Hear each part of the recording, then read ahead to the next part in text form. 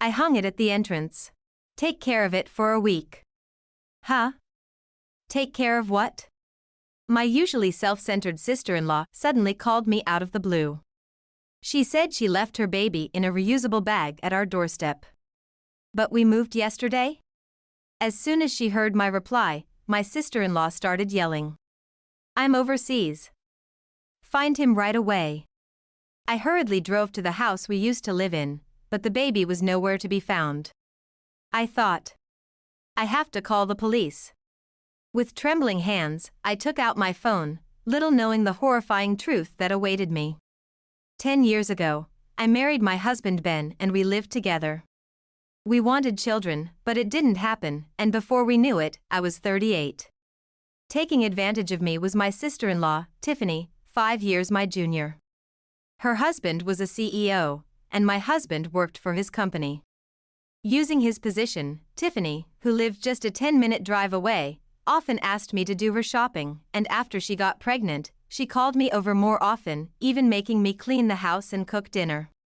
Even though I'm someone who enjoys taking care of others, I finally told my husband that it was too much. But he just said, I'll talk to her eventually. Sorry, but could you keep helping out for a while? He's probably being used by Tiffany's husband, so he must be in a tough spot. Thinking this, whenever Tiffany called, I reluctantly went to her house. Ugh, my stomach is heavy. Hey, Wendy. Stop daydreaming and get me the TV remote. Huh? What's with you? My sister-in-law was only 3.5 months pregnant. Yet, it felt like her stomach was already big. But since she was originally on the plump side, I didn't say anything extra. For an easier delivery, maybe you should move around a bit? You've never been pregnant, so don't give me advice. Ah, just as I expected. This child is our family's heir. What's wrong with taking care of him? She lounged on the sofa, maintaining her arrogant attitude, and I gradually became more stressed and worn out. But when I questioned if the gender could be determined at 3.5 months, she got angry like a lit fuse. Your brain must be ancient. With modern technology, gender can be determined quickly. I didn't feel like arguing with her insistence on the obvious, so I just listened to her complaints with exasperation. You're just jealous because you can't get pregnant. Seriously bad for prenatal education. If anything happens to this child, it's your fault. Finally, she began to threaten me using her unborn child as a shield. Being around her felt suffocating, and I quickly finished my errands, sighing as I returned home. When I told my husband about it after work, he just said, just a little more patience. So, with a heavy heart, I continued to endure it. It was painful to carry such feelings, so whenever Tiffany called, I made excuses and declined. However, Tiffany complained to my husband that I was being mean to her, leaving him at his wits' end. Despite saying I had things to do, she wouldn't listen and kept calling me multiple times. Helpless, when I finally answered the phone, she let out a piercing voice that grated on my ears. Wendy, do you not care if my husband's position at work gets worse? You haven't forgotten that my husband is the CEO, have you? My husband, usually gentle and kind. With the sole intention of not causing him trouble, I had no choice but to go to Tiffany's place. And as time passed, Tiffany gave birth to a boy a month earlier than expected. Furthermore, the baby weighed over 140 ounces. I thought, despite being born early, isn't he too big? I wondered, but since I had never experienced pregnancy, I accepted that it might just be how things are. Tiffany named the child Sean and, as expected, called me as soon as she was discharged from the hospital, asking me to take care of the baby. Think of it as practice for childcare and fulfill your role as a wet nurse properly. You never know if you'll be blessed with one yourself, huh? I was annoyed by my sister-in-law's attitude, but considering how difficult things must be right after giving birth, I visited her every time she called. Plus, the baby was just so adorable. Sean, you're such a good boy. Grow up healthy, okay? Even tasks like changing diapers and giving baths for the first time didn't feel like a burden when I looked at the child's face. However, when 3 months passed, my sister-in-law started dropping the baby off at my house. What's going on? You're all dressed up. My husband has a business dinner with some important people. I have to accompany him. So, I'm leaving Sean with you, the wet nurse. Although I thought it must be tough for the CEO's wife, who was now energetic again, to have so much to do, I diligently took care of the baby. But after that, Tiffany started bringing Sean over more and more frequently. Counting on you again today. Isn't this getting a bit too much? You're not accompanying your husband again, are you? My husband is dealing with important negotiations right now, and I'm helping him. You should cooperate too. With an aggressive tone, my sister-in-law forced the baby onto me and hastily left. I thought, is wearing such a frilly dress really practical? Despite my doubts, I couldn't just leave the baby in front of me, so I attended to his needs. However, on that particular day, when I changed his diaper, I discovered that Sean had diarrhea. He didn't have a fever and seemed lively, so I warmed up the room more than usual and monitored him closely. In the evening, when Tiffany came to pick him up and I informed her about it, she aggressively confronted me. You useless piece of... Did you feed him something to make him sick out of spite? When I shook my head, denying any wrongdoing, my husband returned home. What's all the commotion at the door? Big bro. I entrusted Sean to sis-in-law because I trust her. But she made him sick. Her voice, usually rough when berating me, now sounded meek, and she started crying. I understand where Tiffany's coming from. Wendy has no experience in childcare. It was a bit cold today, so maybe he caught a chill. I'll apologize, so please forgive her. My husband stood up for me, but without having done anything wrong, I didn't see the point in apologizing. With a sense of frustration, I watched Tiffany and Sean leave. Feeling dejected, as I started preparing dinner, my husband suddenly put on a serious expression and took out an A4-sized envelope from his bag. Wendy, there's something important I need to tell you. Forget about dinner for now and have a seat. Presented with the documents spread out on the table and the words my husband uttered, I couldn't immediately believe it. Moreover, it was something I hadn't even imagined, so I was taken aback. However, seeing my husband's unwavering determination, I quietly nodded. A week later, as I was unpacking and tidying up cardboard boxes, my sister-in-law called me. I left him hanging on your house's doorknob, so take care of him for a week. Huh? Take care of what? Don't play dumb. It's obviously our kid. You've already taken him inside, right? Upon closer inspection, I realized that since I wasn't home, she had put the baby in the reusable bag I had and hung it on the doorknob. Hearing this, I was shocked and flustered. Wait a minute. We moved yesterday, so we're not going back to that house. Please go pick up Sean right away. However, my sister-in-law responded with, Huh? You're lying again, aren't you? And didn't believe what I was saying.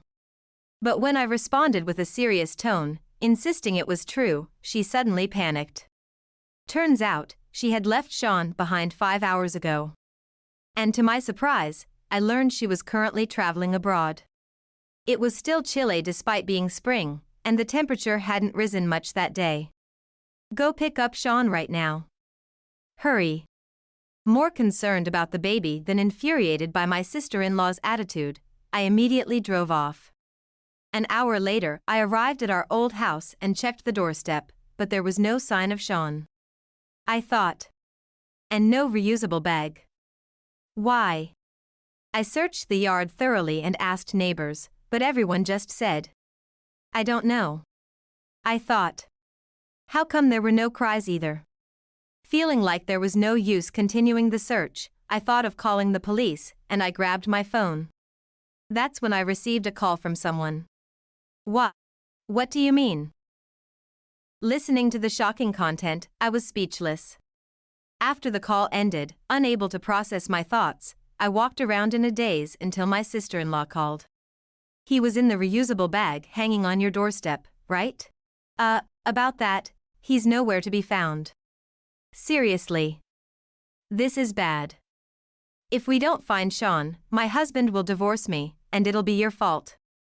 Even over the phone, I could sense Tiffany's panic. Unable to continue like this, I decided to inform her that I would report it to the police and have them search. But she adamantly refused. If you do that, it'll become a big deal, and my husband will find out.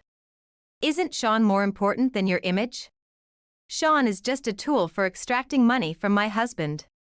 Hearing those words, I was stunned by her selfishness. Ignoring my presence, I heard her talking to someone else.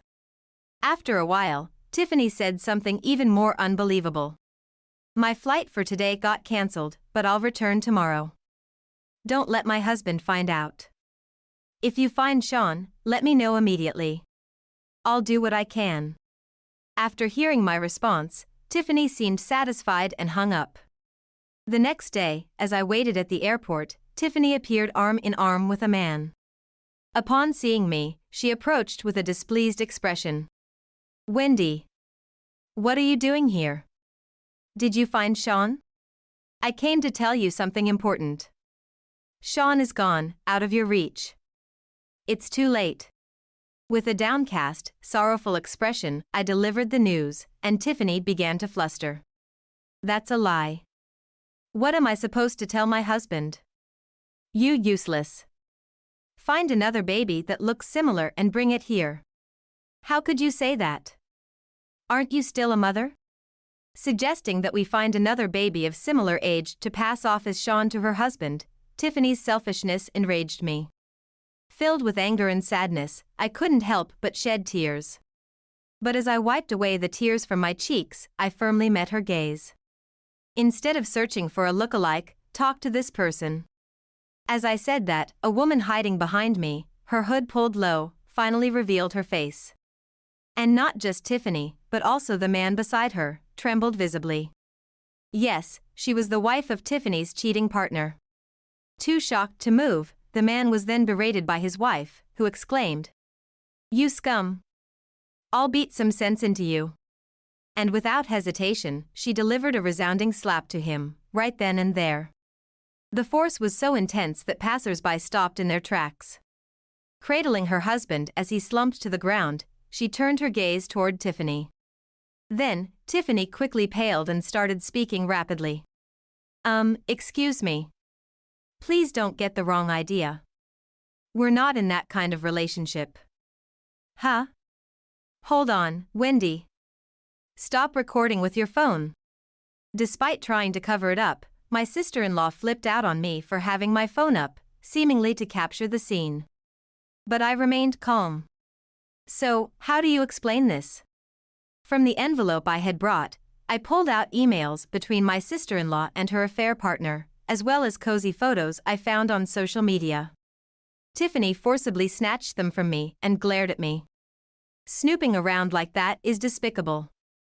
How did you even find this guy's wife's contact? I happen to know his wife. She's someone I've met before. Huh?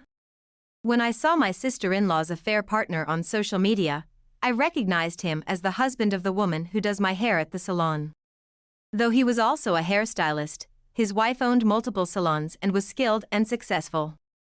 In contrast, I heard that her husband didn't work and just wandered around aimlessly, earning him the title of idle hairstylist.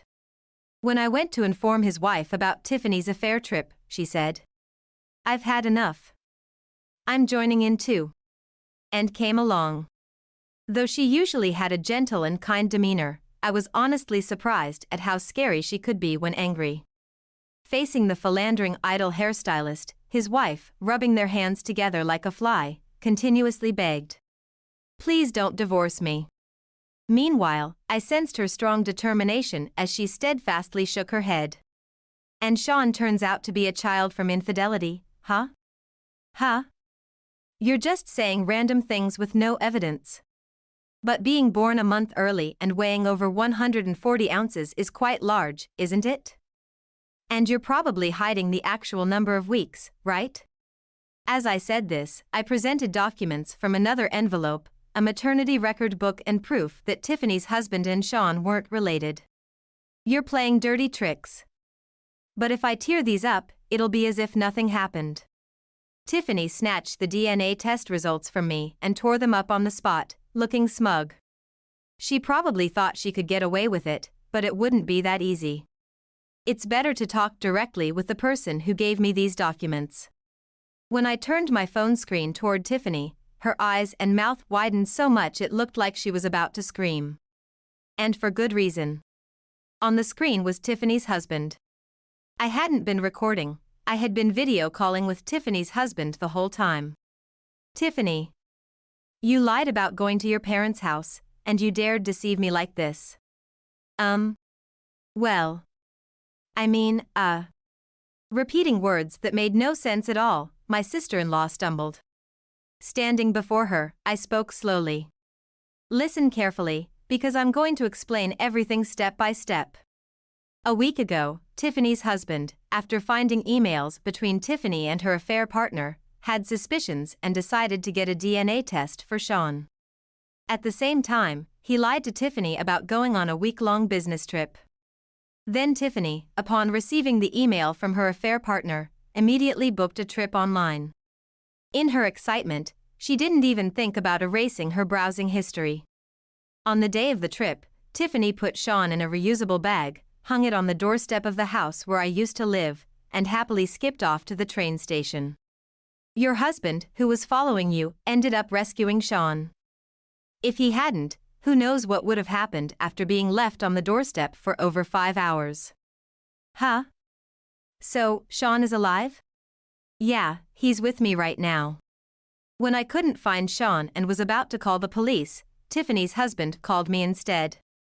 Shocked but eager to learn more details, I immediately went to his house. Sean was playing energetically, waving his arms and legs while holding a rattle. As I listened to the situation, I remembered that despite being born a month early, he weighed over 140 ounces. I reluctantly accepted it at the time, but I still found it odd. With Tiffany's husband's permission, I searched through her belongings and found the maternity record book. Upon examining its contents, I discovered that my sister-in-law had falsified the baby's gestational age. Why would Tiffany do such a thing? Upon tracing back the timing of her actual pregnancy, it coincided with the period when my sister-in-law's husband was on a long business trip, away for about 2 months. In other words, it was an impossible situation for the baby's father to be her husband. Realizing she was pregnant with her affair partner's child, Tiffany likely thought she could pass it off with just a 1-month discrepancy. However, the unexpected birth of a big baby revealed her deception, leading to suspicion from me. At this point, the affair partner, whose child's existence was now exposed, began apologizing to his wife, prostrating himself on the floor and banging his head. However, his wife coldly said, "From now on, you'll live on your own," and slammed the divorce papers on the table. As she kicked away the begging adulterer and walked away, her determined stride radiated confidence. On the other hand, my sister-in-law's husband wasn't staying silent either. Of course, we're getting divorced. Go be with that man over there. No way. I only liked his face. He's broke anyway. Are you with me just for money? Hit with a nerve, my sister-in-law faltered in her response. You said Sean was just a tool to extract money from your husband. Stop talking nonsense. I heard yesterday's phone call from Wendy. To ensure my sister-in-law couldn't wriggle out of this, I recorded our conversation for evidence. While we were talking, Tiffany's husband, who had been silently listening, turned red with deep furrows in his forehead. Upon learning the shocking truth, my sister-in-law seemed to tremble slightly. However, after a moment, she remembered something and peered into her phone screen. If Sean had been fine, everything would have been okay, right? Besides, even though we're not biologically related, I gave birth to him, so he's practically your child too. With such a feeble and selfish argument, both Tiffany's husband and I involuntarily exclaimed, "Huh?" at the same time. Seeing our reactions, Tiffany seemed to think she had managed to evade the situation successfully. She put her hands on her hips and looked smug. With just one word. Enough. Tiffany's husband ended the call abruptly. Hey, why did you do that? I did everything you asked me to as much as possible. Didn't it suit your taste? Tiffany tried calling her husband from her phone, but he rejected the call and she couldn't get through. Anyway, Tiffany. Did you know that putting Sean in the reusable bag and leaving was a crime? When I showed her the screen, Tiffany, suddenly trembling, collapsed on the spot. Tiffany, we're done here. Goodbye. With nothing more to say, I left Tiffany behind and walked away, feeling a shiver down my spine. When I looked back, my sister-in-law had a terrifying expression, her eyes bloodshot and her eyebrows twitching. I'll tell my brother on you. It's because of you that I moved without telling him, and now all this happened. My husband decided to move because he felt sorry for me being exploited by you. And of course, he knows everything about this incident. He won't let you near our family again. Feeling abandoned by the only ally she thought she had, my sister-in-law cried out loud on the spot. Even after all this, she didn't utter a single word about Sean. How selfish can one be? This is not the time to cry. Go and pick up Sean immediately. If I'm getting divorced, I don't need the baby. What kind of person are you? I won't forget your words. No matter what happens, I won't let Sean return to you. Having bid farewell to my irredeemable sister-in-law, I walked away with a certain determination in my heart. Later, I reported my sister-in-law abandoning the baby to the police. Though he was quickly taken into custody, her actions were deemed severe, and Tiffany faced significant interrogation by the police. My sister-in-law was served divorce papers by her husband and cut off from her own family, leaving her alone. Having been demanded $15,000 each in compensation from her husband and her affair partner's wife, Tiffany borrowed money with her affair partner to pay the compensation. However, as it turned out, the company she borrowed from was shady, and she ended up being forced to work in dimly lit places to repay the debt. My determination is to raise Sean as my own child. When I told my husband, he readily accepted. Oh, I almost forgot. I'm also blessed with a new life. I'll cherish these children and ensure they live happily.